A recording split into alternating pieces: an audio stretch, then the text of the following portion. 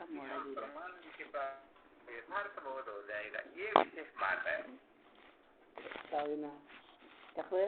अच्छा, 6 शर्तों में से सबसे पहली कौन सी शर्त बताई गई है? सत्यनिष्ठा। सर्वप्रथम सत्यनिष्ठा।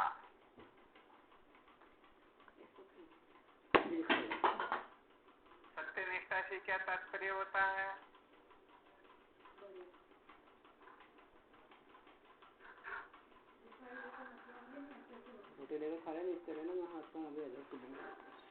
जो सत्य है उसी को महत्व देने का नाम सत्यनिष्ठा होता है। जीवन में जो सत्य महत्व, हाँ बहुत सत्य के सिवा उसे ही स्वीकार करूंगा, उसके सिवाय किसी को स्वीकार नहीं करूंगा, इसको कहते हैं सत्यनिष्ठ होना। तो ये तो महत्वपूर्ण सर्वप्रथम है ही है कि जब तक हम सत्य को महत्व नहीं दे देते हैं, सत्यनिष्ठ नहीं हो जाते हैं, तब तक सत्य को प्राप्त करने की, जानने की जिज्ञासा सचमुच में जागृत होती ही नहीं। ये थोड़ी विशेष बात है।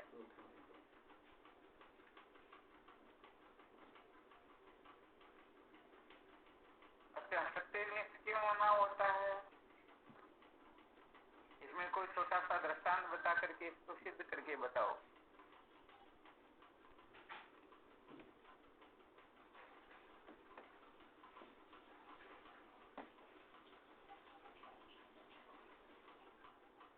जैसे प्रकाश की जो किरणें है ना, सूर्य की किरणें, ये बिखरी हुई हो तो बताओ कागज या कपड़े को जला सकती हैं क्या? नहीं जला सकती, नहीं जला सकती हैं। और यदि यही किरणें, अनेक किरणें एकत्रित होकर के एक बिंदु पर ही डाली जाए तो बताओ कागज कपड़े को जला देगी या नहीं जला देगी? जला देगी। तो कुल मिलाकर के मुख्य बात यहाँ पर यही है कि जब तक हमारी सारी की सारी वृत्तियां एक जगह एकाग्र नहीं हो जाती हैं, अंतर्मुक्त नहीं हो जाती हैं, तब तक करने का मतलब कोई आगे की कक्षाएं उत्तीर्ण नहीं कर सकता है, उनको यथार्थ सत्य का बोध हो नहीं सकता। इसीलिए यहाँ पर सर्वप्रथम सत्यनिष्ठ होने की बात कही जाती है। तो सत्यनिष्ठ हो जाता है तो निश्चित रूप से समझ लेना चाहिए कि वह सत्य का साक्षात्कार निश्चित रूप से कर ही लेगा, इसमें कोई संशय नहीं करना चाहिए। ये थोड़ी विशेष बात है। अच्छा, सत्यनिष्ठ होने के लिए कल क्या सूत्र बताया था? कैसे पता चले कि ये सचमुच में सत्यनिष्ठ है या असत्यनिष्ठ है?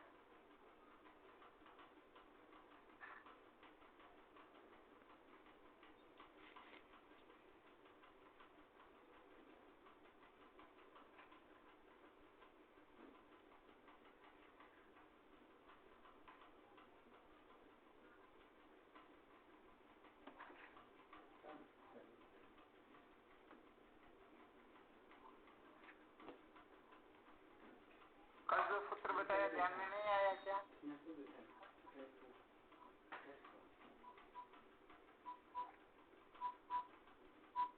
जब पानी चंचल होता है तब हम उसमें अपने प्रतिबिंब को नहीं देख पाते हैं।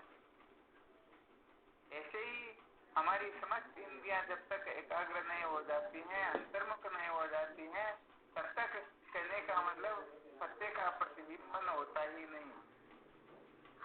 सत्य का जो बोध होता है, जो प्रवृत्ति होती है, ये तभी ही हो सकती है जब हम समस्त इंद्रियों को एकाग्र कर ले या लक्ष्य में समाहित कर दे। अंतर्मुख हुए बिना ये वृत्तियां अपने को भटकाती ही रहती हैं। तो कल आपको प्रसंगवश ये बताया गया था, जब तक शरीर शांत नहीं होता है, जब तक मन शांत नहीं होता है, जब तक बुद्धि शांत नहीं होती है, तब तक सुख प्राप्त करने की जो अनर्गल चेष्टाएं हैं वो शांत नहीं होती हैं, तब तक कोई सचमुच में सत्यनिष्ठ हो नहीं सकता। ध्यान में आया क्या?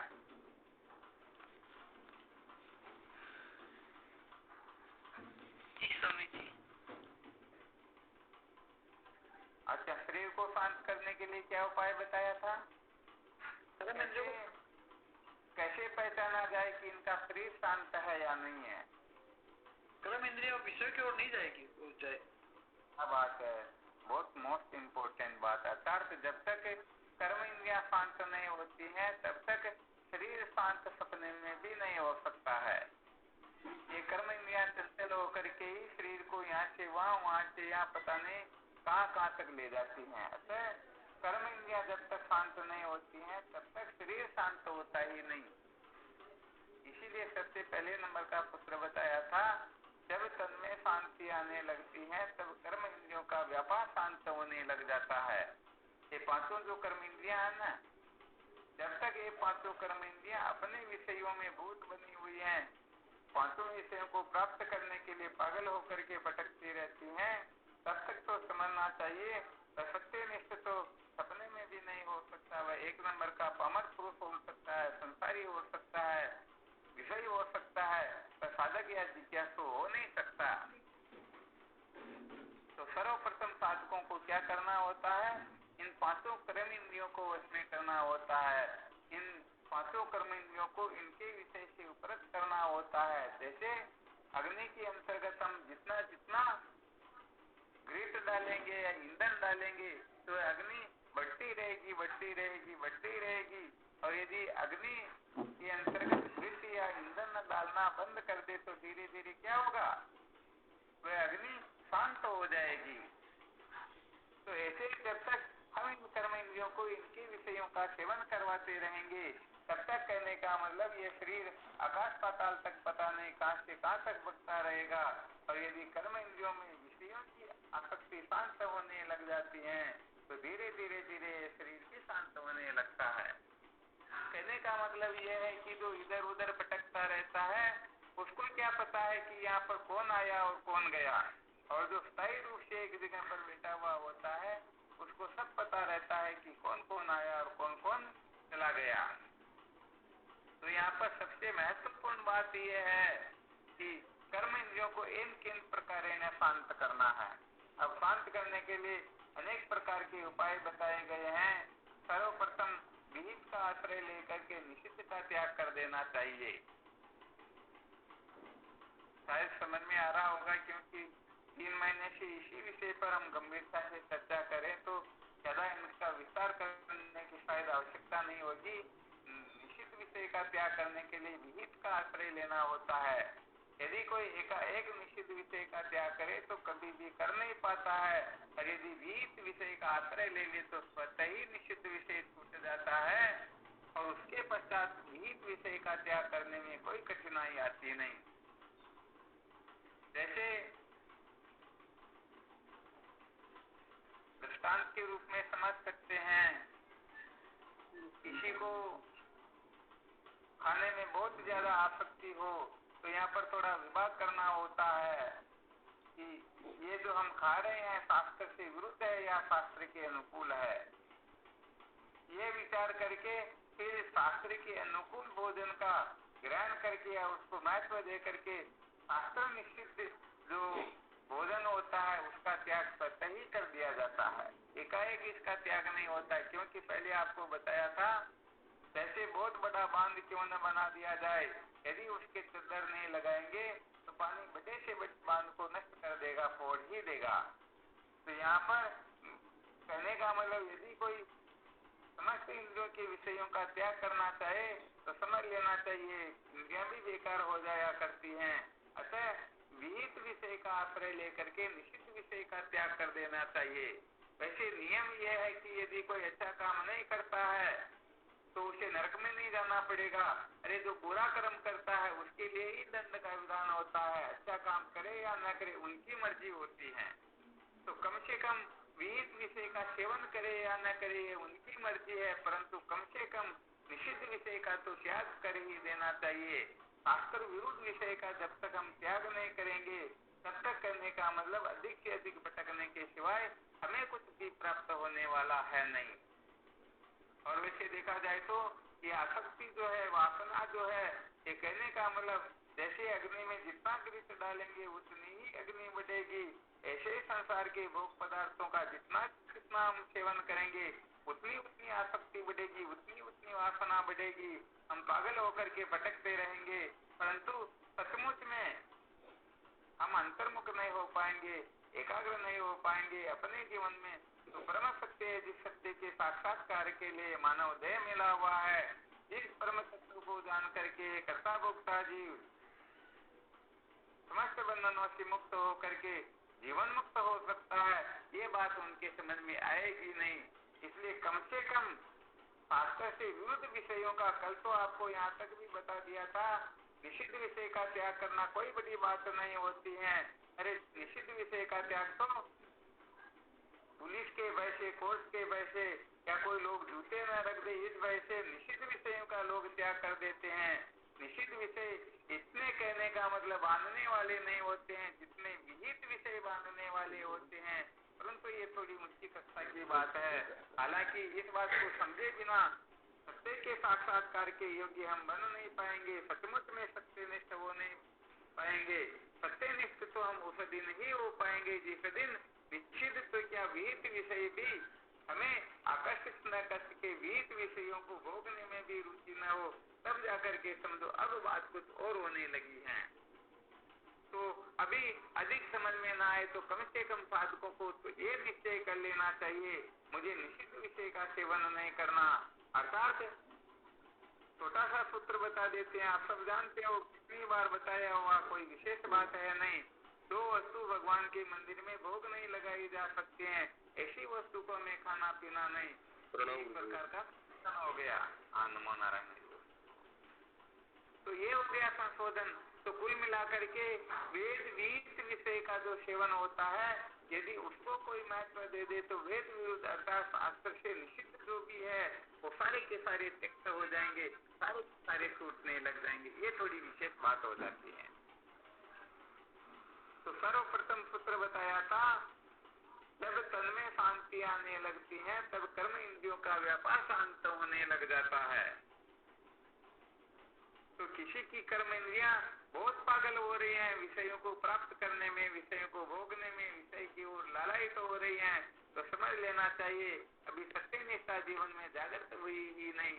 क्योंकि जो सत्यनिष्ठ हो जाता है वो कहने का मतलब एक क्षण के अंतर्गत इन सबको एक तरफ करके उनका जीवन ही अलग ढंग का हो जाता है।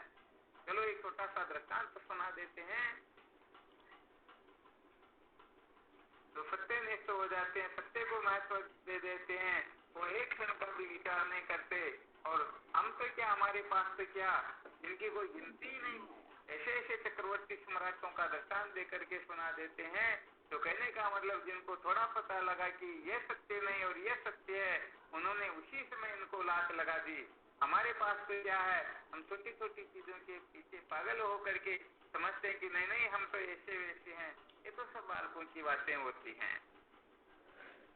क्या होता है कि एक कलेक्टर साहब जिनके यहाँ पर भोजन बनाने के लिए, सेवा करने के लिए किसी एक नौकर को रखकर का ऐसा समझ लीजिए, तो हमेशा कलेक्टर साहब का ये नियम था कि सारा काम निवृत्त होने के पश्चात एक दृष्टांत सुना करते थे, और वह दृष्टांत सुनने के बाद में फिर सोया करते थे। तब तक नहीं सो लेते जब तक उनको कोई न कोई कहानी, दृष्टांत ऐसा कोई सुना न दे।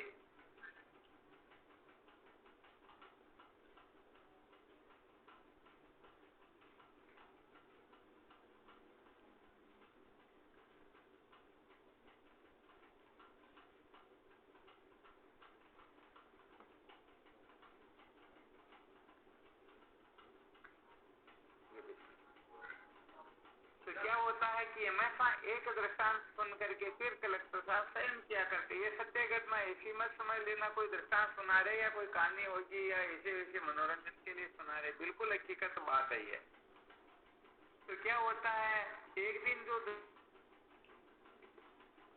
दृष्टांत सुनाते हैं तो वो दृष्टांत होता है, एक मुल्क होता है बुखारा नाम का, उस मुल्क के बादशाह का दृष्टांत सुना देते हैं। तो उनका दृष्टांत क्या है, एक मुल्क था बुखारा, उसके अंतर्गत जो उसका जो बादशाह था, उस बादशाह का नियम था कि प्रतिदिन स्वमन फूल की सेज के ऊपर वो शयन किया करता था, और इसके लिए एक दासी को नियुक्त कर रखा था।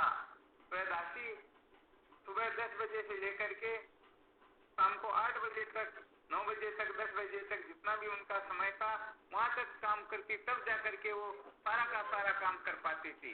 कहने का मतलब केवल मात्र छेद सजाना ही नहीं, बल्कि इनके अलावा कितनी मालाएं बनाना, इत्र से छिड़कना, पूरे कमरे को जैसे ब्रह्मलोक को, स्वर्गलोक को ऐसा बनाना होता है। तो वह स्त्री जो है कम से कम 30-35 वर्ष से उस बादशाह की शेर को कंप्लीट किया करती थी।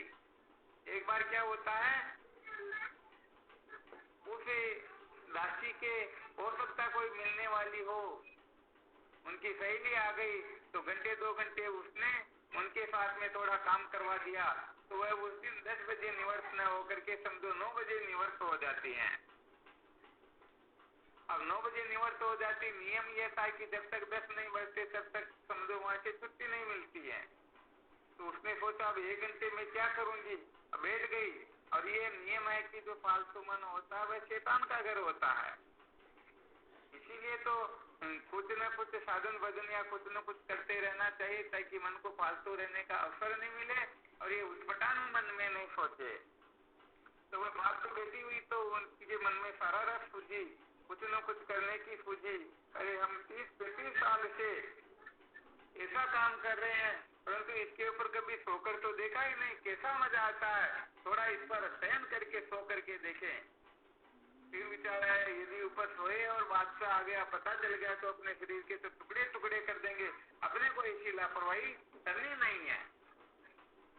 परंतु फिर भी फालतू मन तो शैतान का घर होता ही होता है।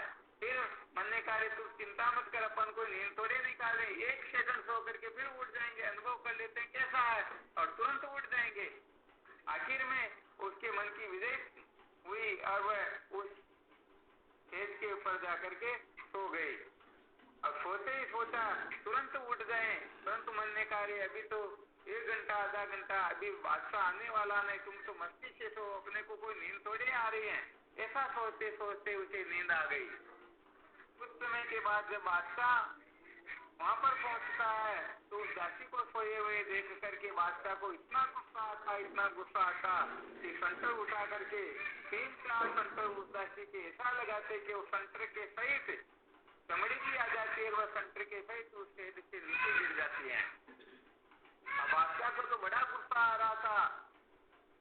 फिर उनके 2-3 संटर और लगाए, तो जब तक 6 संतर लगे तब तक तो वह बहुत भयंकर रुदन करे ऐसी हालत में थी, रो रही थी, चिल्ला रही थी, क्षमा याचना आदि करवा रही थी। परंतु जब बादशाह का मन तृप्त नहीं हुआ और मारने का हुआ तो जैसे 7वां संतर लगाया वह हंसने लगी, 8वां लगाया ज्यादा हंसने लगी, 1 संतर और लगाया तो खिलखिला करके इतनी ऐसी कि बादशाह चक्कर खा गया। अरे जिस जगह पर रोना चाहिए उस समय कोई हंसते हैं और हंसने के समय कोई रोते, तो इसका कोई न कोई विशेष कारण होता है। तो बादशाह के दिमाग में खुजली चली और विचार किया कि यह कुछ न कुछ गड़बड़ घोटाला है, ऐसे को समझना चाहिए, ये हंस क्यों रही हैं। बादशाह ने दासी को कहा अरे भाई तुझे ये बताना होगा, इस समय तुम्हारी चमड़ी संतर के साथ में आ रही है और फिर भी तुम हंस रही हो, इसका क्या कारण है। तो दासी कहने लगती जहाँ बना मैंने जो गलती की उसकी मैंने सजा भुगत ली, अब आप आपका काम कीजिए, मैं चलती हूँ। बादशाह ने कहा ऐसा नहीं होता, हमारे हुक्म की पालना की जाए, हमने कह दिया इस प्रश्न का उत्तर हमें चाहिए तो चाहिए। दासी ने कहा आप इसके उत्तर के लिए मुझे विवश मत करो, यदि इसका उत्तर सुन लोगे तो तुम जीवन भर पछताओगे, इसलिए इसका उत्तर न सुन करके तुम मौज मस्ती करो, मैं तो चलती हूँ। बादशाह ने कहा ऐसा हो ही नहीं सकता, कुछ भी क्यों ना हो जाए हमें बताना होगा, इसका रहस्य क्या है, कारण क्या है। फिर दासी करने लगती चलो कोई बात नहीं, यदि आप जानना चाहते हो तो हम तुम्हें बता ही देते हैं। तो दासी बताने लगती मैंने ये विचार किया, इस विचार के कारण मुझे ऐसी आ रही कि इस खेत के ऊपर यदि मैं सोई हूँ तो ज्यादा से ज्यादा 1 घंटे सोई हूँ, 1 घंटे से ज्यादा मैं नहीं सो पाई और 1 घंटे सोने की मुझे सजा मिली 7-8-9 संतर। अब मैं विचार कर रही हूँ कि मैं 1 घंटे सोई और मुझे इतने संतर लगे, तो जो जीवन भर इसके ऊपर सो रहा उसके कितने संतर तैयार हो गए होंगे, मैं तो ये सोच करके हंस रही हूँ। जब ये बात सुनी बादशाह ने, उसी समय उनके हाथ से संटर गिर जाता है और संटर के साथ में वह बादशाह भी उसी राशि के चरणों में साष्टांग प्रणाम करके गिर जाता है और उनको अपना गुरु समझ करके फिर वो जितने भी संटर उनके लिए तैयार हो गए थे, उन संटर की मार से बचने के लिए वो भगवान का भजन करने के लिए निकल जाता है। अच्छा, ये दृष्टांत कौन किसको सुना रहा था?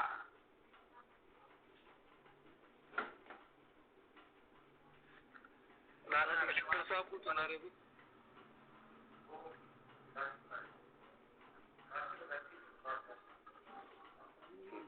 हाँ, आप में से कौन बता रहे हैं? तो कलेक्टर साहब को सुना रहे थे, जो उनके चपरासी थे।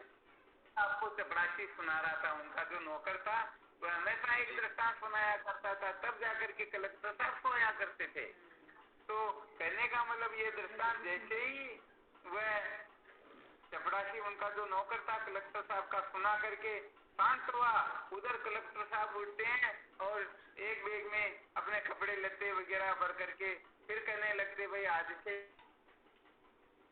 तुम स्वतंत्र है, आज से तेरे को किसी की गुलामी करने की, किसी की नौकरी करने की, चपरासी बनने की तेरे को आवश्यकता नहीं है, मैं तुझे मेरे बंधन से मुक्त करता हूँ।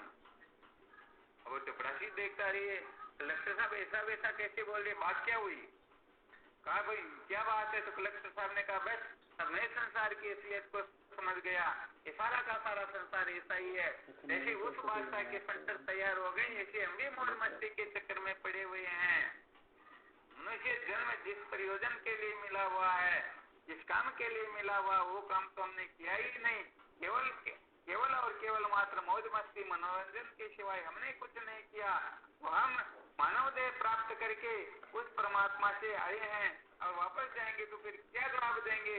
बस मुझे अब किसी नौकरी की आवश्यकता नहीं है, मुझे तो सत्य का साक्षात्कार करना है, भगवत प्राप्ति करनी है। अतः मैं समस्त पदों को त्याग करके आज से आत्मचिंतन के लिए, सत्य के साक्षात्कार के लिए निकलता हूँ। इसको कहते हैं थोड़ी विशेष बात है। तो कहने का मतलब अपने पास तो पता नहीं फटे टूटे क्या का क्या है, उनको भी छोड़ना नहीं चाहते। और कलेक्टर साहब अपनी नौकरी को छोड़ करके, और उधर वह बादशाह पूरे मुल्क का बादशाह था, किसी मुल्क की परवाह न की और लाभ लगा करके निकल गया। अरे ये बात है तो मुझे अब इसके चक्कर में नहीं पड़ना है, मुझे तो इन संतों से बचना है। शायद आप लोगों के समझ में आया होगा कि सचमुच में सत्यनिष्ठ होना ये टेंटे मेमे करने वालों की बस की बात होती ही नहीं। तो सचमुच में जब तक हम अपने जीवन का यथार्थ लक्ष्य निश्चय नहीं कर लेते हैं, सत्य को ठीक ठीक महत्व नहीं दे देते हैं, तब तक सत्यनिष्ठ नहीं हो पाते हैं। अथवा ऐसा समझना चाहिए ये 4 प्रकार की जो शांतियां बताई गई हैं, शरीर की शांति, मन की शांति, बुद्धि की शांति और सुख की शांति, ये 4 प्रकार की शांति जिसमें ठीक प्रकार से प्रतिष्ठित हो जाती हैं, सचमुच में वही सत्यनिष्ठ हो सकता है। और जो सत्यनिष्ठ होता है वही जन्म मरण के बंधन से, ज्ञान के बंधन से मुक्त होता है और वही सत्य का साक्षात्कार करके अपने जीवन को धन्य बना सकता है। तो अपना विषय चल रहा था सर्वप्रथम शरीर की शांति के लिए। तो शरीर की शांति के लिए जो 5 कर्म इंद्रियां होती हैं, इन 5 कर्म इंद्रियों को उसमें करना होता है। ये 5 कर्म इंद्रियां यदि अपने विषय को पाने के लिए तड़पे लालायित हो तो इन प्रकार इनको समझा करके फिर हमें उन विषयों से उपरत होना होता है, उनसे हटना होता है, उनसे ऊपर उठना होता है, तब जाकर के शरीर शांत होता है। परंतु जिनकी इंद्रियां वश में नहीं है, तो कहने का मतलब उनका शरीर कभी भी शांत नहीं हो सकता है। जो इंद्रिय जिस विषय की मांग करेगी, बस उसी विषय की पूर्ति के लिए शरीर भटकता रहेगा। और जब शरीर शांत नहीं है तो फिर बाकी की जो आगे की वस्तुएं हैं वो शांत कभी हो नहीं सकती।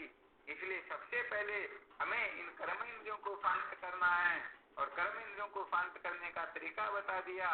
सर्वप्रथम विहित विषयों का आश्रय लेकर के निषिद्ध विषयों का त्याग करो, और जब निषिद्ध विषयों का त्याग हो जाएगा तो फिर विहित विषय धीरे धीरे फिर इनसे भी हम ऊपर उठ जाएंगे। ऐसा करेंगे तो हम सचमुच में शरीर को शांत करने में समर्थ हो पाएंगे। और जब शरीर शांत होने लगेगा तो निश्चित रूप से हमारी जो वृत्ति होगी वो अंतर्मुख होगी। पहले देखते थे किधर चलना, क्या बोलना, क्या लेन देन करना, तो हमारी वृत्तियां बहिर्मुख हुआ करती थी। और जब ये पांचों कर्म इंद्रियां शांत हो जाती हैं तो धीरे धीरे धीरे धीरे हमारी वृत्ति अंतर्मुख होती हैं। और जिनकी वृत्ति अंतर्मुख हो जाती हैं तो समझ लेना चाहिए, कहने का मतलब शरीर से जब वृत्ति ऊपर उठ जाएगी तो ये अंतर्मुख हो जाएगी। और फिर इसके पश्चात मन की शांति की आवश्यकता होती है। मन की शांति के लिए क्या करना होगा? ज्ञान इंद्रियों को शांत करना। क्या बात है, पांचों ज्ञान इंद्रियों को उसमें करना होगा। वैसे देखा जाए तो असली बात यहाँ पर यही है, समस्त दुखों का जो मूल कारण है मुक्ति मित्यसी चेता विषयान विश्वत तेजे। अष्टावक्र मुनि राजा जनक को यही समझाते हैं, हे जनक, यदि तू मुक्ति चाहता है तो विषयों को विष के समान जान करके त्याग दे। तो ये 5 विषय जो बताए गए हैं, शब्द स्पर्श रूप रस गंध, इन 5 विषयों को सम्यक प्रकार से त्यागे बिना कोई भी मन को कभी शांत कर नहीं सकता है। जैसे फुटबॉल के अंतर्गत हवा भरी हुई होती है तो समस्त खिलाड़ियों को इधर से उधर दौड़ाया करता है, और यदि उनमें से हवा निकल जाए तो बताओ फिर वो दौड़ाएगा क्या?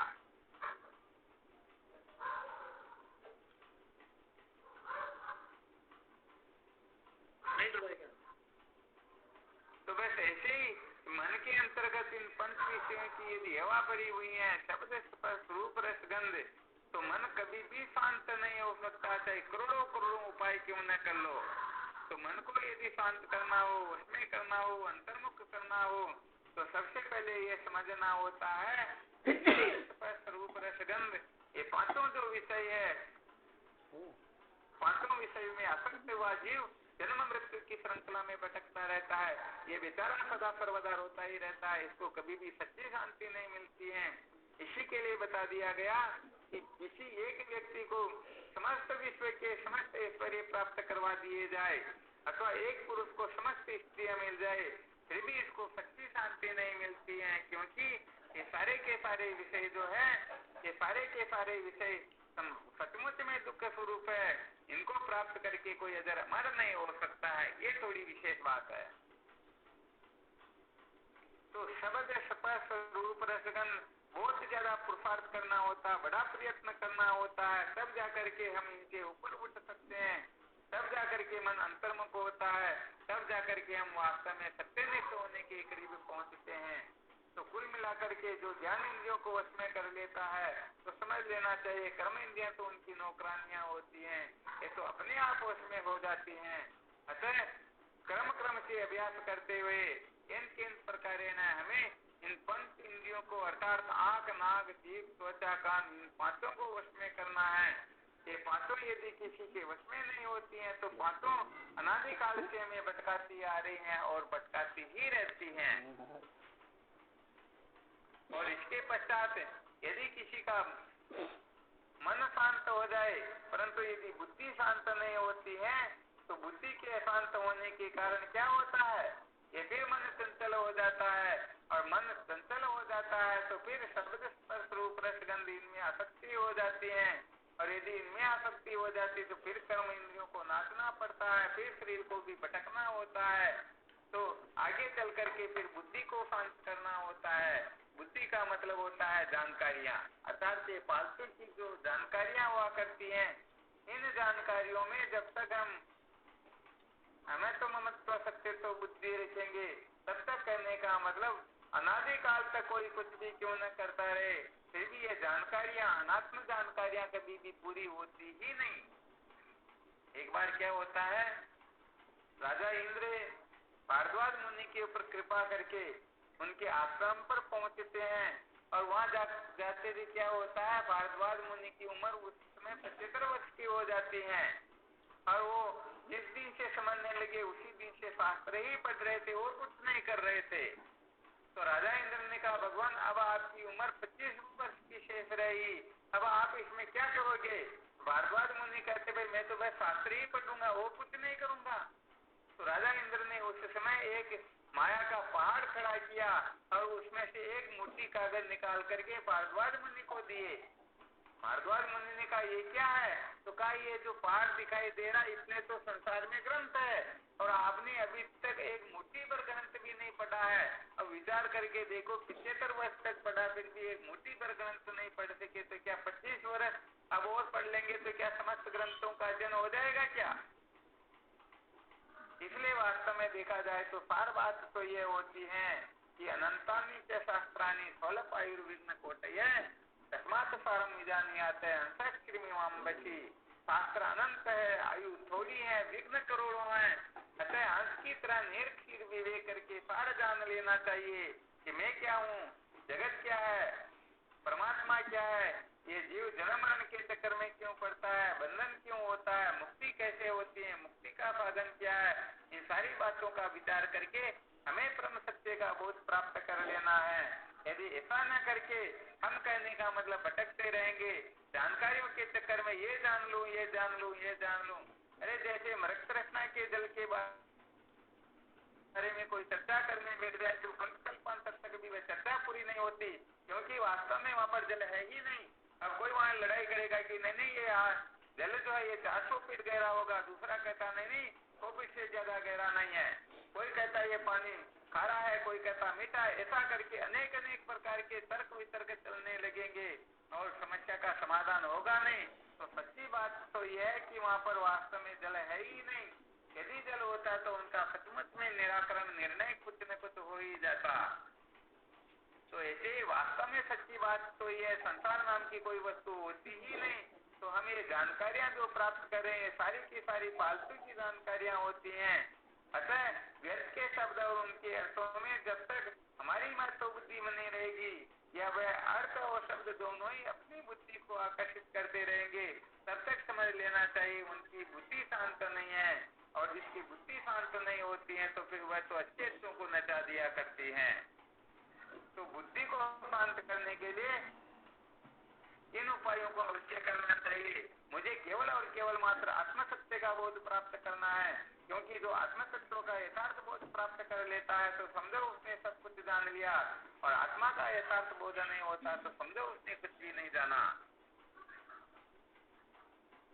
जैसे एक को पकड़ लिया तो कान एक पकड़िया सब आ गए, दाल पान फल फूल साधु पीछे क्या रहा, जिन पकड़िया निर्मूल। कहने का मतलब एक तत्व का यदि कोई साक्षात्कार कर लेता है तो समझ लेना चाहिए सब उसकी मुट्ठी में है। मूल को पकड़ लेने के पश्चात बताओ कोई शेष रहा क्या? बस ऐसे ही हमें उस परम सत्य को महत्व देना है, जिस सत्य को जान करके जीव सदा सदा के लिए निर्भय हो जाता है। सब कुछ करके भी कोई निर्भय नहीं हो सकता है, परंतु सत्य का बोध प्राप्त कर ले तो सचमुच में वह निर्भय हो जाता है। क्योंकि सबसे बड़ा भय जो होता है प्राणी मात्र को मृत्यु का भय होता है, और ये मृत्यु का भय जो है ब्रह्म साक्षात्कार से सदा सदा के लिए निवृत्त हो जाता है। ऐसा निश्चय हो जाता है कि ऐसी कोई शक्ति सत्ता है ही नहीं जो मुझे मार सके, मुझे नष्ट कर सके। अरे ब्रह्म विद्या तो ऐसी विद्या होती है, मृत्यु तो क्या काल तो क्या महाकाल को भी भस्म कर देती है। तो कहने का मतलब यदि कोई मृत्यु पर विजय प्राप्त करना चाहता है तो उसे केवल और केवल मात्र सत्यनिष्ठ होना होगा, और सत्यनिष्ठ होने के लिए सारी की सारी चर्चाएं चल रही हैं। तो कुल मिलाकर के बुद्धि को शांत करना होता है। ये फालतू की जो जानकारियां हम प्राप्त करने के चक्कर में रहते हैं, इन जानकारियों के चक्कर में नहीं पड़ना है। कौन क्या कर रहा है, कौन क्या करेगा, इसको लेकर दिमाग खराब करने की आवश्यकता ही नहीं है। ये संसार अनादिकाल से ऐसे ही चलता आ रहा है। तो हमें इनको ज्यादा महत्व न देकर के हमें अपनी वृत्ति को अधिष्ठान में लगाना है, अपनी चित्तवृत्ति को आत्मचिंतन में लगाना है, अनात्म चिंतन का निषेध करना है। वरना अनात्म चिंतन करते करते कल्प कल्पांतर हो गए, और कल्प कल्पांतर तक करते रहेंगे तभी ये पूरा होने वाला वास्तव में है नहीं। ये थोड़ी विशेष बात है। और बुद्धि की शांति होने के पश्चात भी यदि सुख में शांति नहीं आएगी तो वह भी कहने का मतलब इस बुद्धि को, क्योंकि इच्छा की जो माँ होती है वह होती है कमी। जिस जगह पर कमी होती है वहाँ किसी न किसी प्रकार की इच्छा हो जाया करती है। तो कहने का मतलब संसार के पदार्थों में यदि कोई सुख की कामना करेगा, उसमें सुख ढूंढेगा, तो निश्चित रूप से उनकी बुद्धि फिर चलायमान होगी।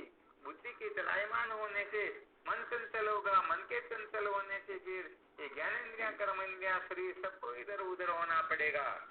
तो सार बात यह है, मोक्ष प्राप्त करने की जो 6 शर्तें बताई गई हैं, सबसे पहली सत्य निष्ठा, दूसरी आसक्ति योग, तीसरी पांडित्य, चौथी धैर्य, पांचवी संन्यास और छठी आत्माभ्यास। तो सबसे पहली जो सत्य बताई गई है सत्य निष्ठा, तो ये सत्य निष्ठा हम तभी हो सकते हैं जब सत्य के सिवाय किसी को महत्व दे ही नहीं। अर्थात ऐसा समझना चाहिए कि अन्य निष्ठाओं के त्याग का नाम ही सत्य निष्ठा होना होता है। जो असत्य है उनको असत्य समझे, सत्य को सत्य समझे और असत्य को असत्य समझे, तो समझ लीजिए हम सत्यनिष्ठ हो गए। क्योंकि असत्य को असत्य जानने के पश्चात जैसे कोई सपने को सपना जान ले, तो बताओ सपने के पदार्थों को पाने के लिए बाधा दौड़ी करेगा क्या? अरे नहीं करेगा। जो झूठे को झूठा जानता है तो फिर बात कुछ और हो जाती है। यदि कोई झूठे को सच्चा समझे तो वह पागल होकर के भटकता रहेगा। यदि कोई कीचड़ को कीचड़ जान ले, गंदगी को गंदगी जान ले, तो बताओ एक क्षण भी उसमें रुक सकता है क्या? सवाल ही नहीं है। तो यहाँ पर भी यही बात है कि जो झूठे को झूठा जान ले, समझो वह सत्यनिष्ठ हो गया। सत्य को सत्य जानने वाला जितना सत्यनिष्ठ होता है, उतना ही झूठे को झूठा जानने वाला सत्यनिष्ठ होता है। क्योंकि ये स्वाभाविक बात है, जैसे पानी को कहीं पर डाल दिया जाए तो जिधर चलाना होगा उस तरफ वह स्वाभाविक लुढ़क जाएगा। ऐसे ही बुद्धि का स्वभाव होता है, ये सदैव सत्य का पक्षपात करती है।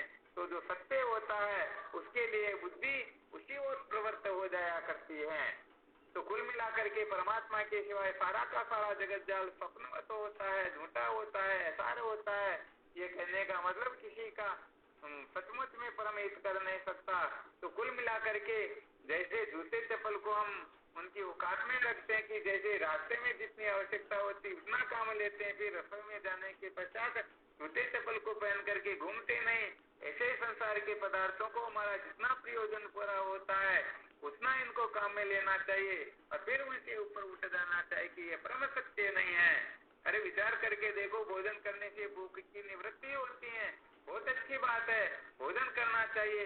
परंतु बताओ क्या भूख की निवृत्ति होने के पश्चात रोटी को खाते रहेंगे क्या? गले के लटका लेंगे क्या?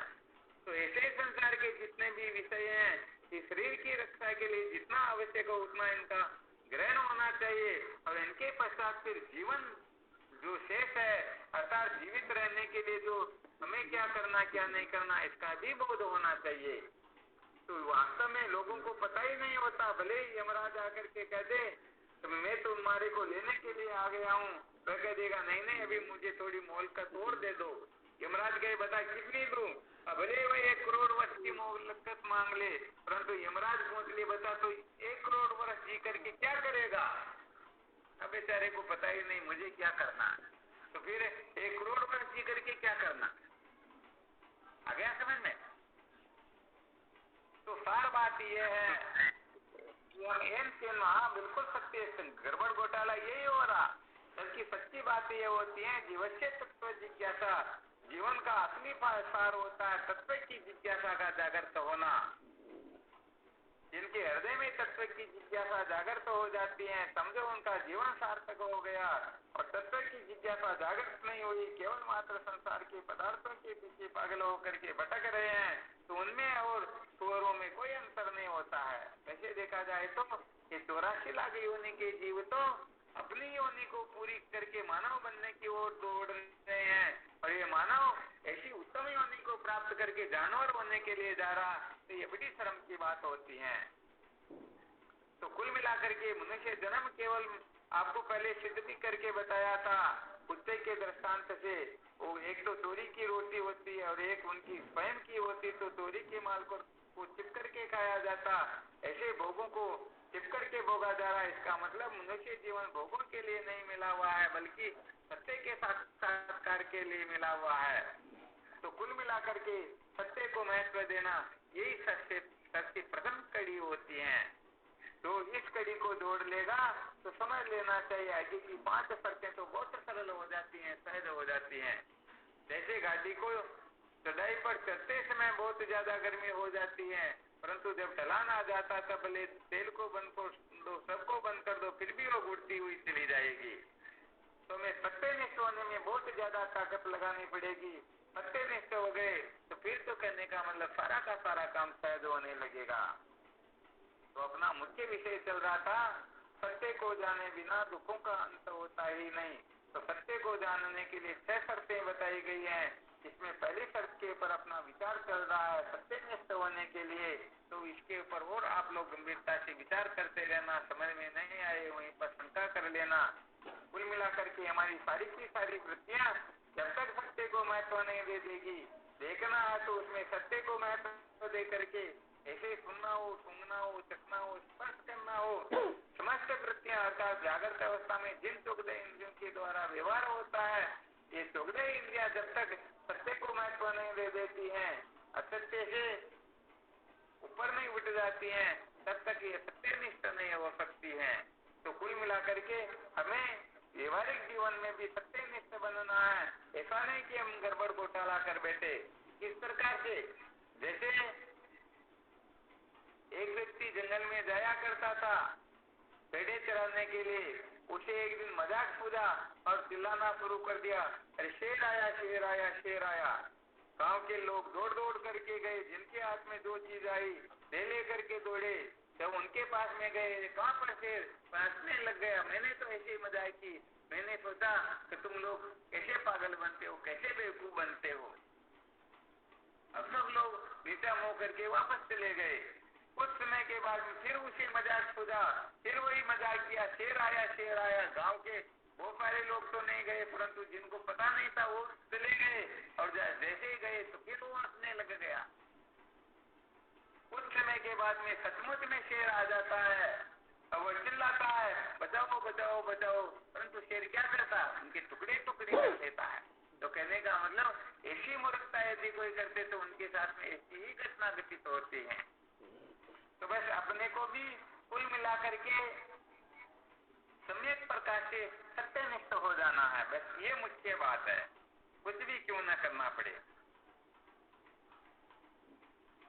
तो व्यवहार के अंतर्गत भी यदि कोई सत्यनिष्ठ नहीं होगा, झूठ कपट पाखंड करेगा, तो धीरे धीरे धीरे उनके प्रति जो लोगों की आस्था वो भी आस्था में बदलने लग जाएगी। इसलिए व्यवहार में भी हो सके वहां तक छल कपट नहीं करना चाहिए, झूठ पाखंड नहीं करना चाहिए, असत्य को महत्व नहीं देना चाहिए। धीरे धीरे धीरे धीरे, इसीलिए तो कहने का मतलब कुछ साधन कर्म शोधक होते हैं, कोई पदार्थ शोधक होते हैं। ऐसे करते करते फिर आगे बढ़ना होता है। तो व्यवहार में भी बोलने में, चलने में, उठने में, बैठने में, मिलने में, बिछुड़ने में, सब में सत्य को महत्व दे करके हमें व्यवहार करना चाहिए, ताकि किसी प्रकार का गड़बड़ घोटाला ना हो। और फिर आगे चल करके भीत विषयों से भी ऊपर उठ जाना चाहिए। जिस दिन हम भीत विषयों से विरक्त हो जाएंगे, समझो पूरा रूप से हम सत्यनिष्ठ हो गए।